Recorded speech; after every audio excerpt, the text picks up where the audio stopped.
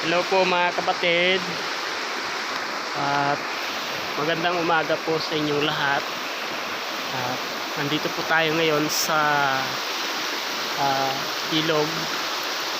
Yan po yung aming dinadaanan bago po kami makarating sa mission ng Harvester Bible Baptist Church sa Kakawitan po.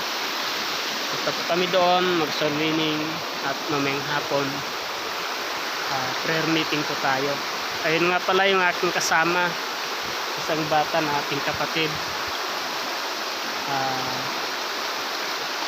gusto sumama, at siyempre kagalatan din po natin yun para makita niya yung ginagawa natin sa Panginoon, para paglaki nila hindi na sila maninibago. So yun po yung ating pong dinadaanan ngayon. Kadaanan, yung bridge, hanging bridge. Single lang po nakakadaan po dyan. Bawal po ang sidecar at bawal po ang sasakyan. Single lang po talaga. At katulad ko na single din na dumadaan doon.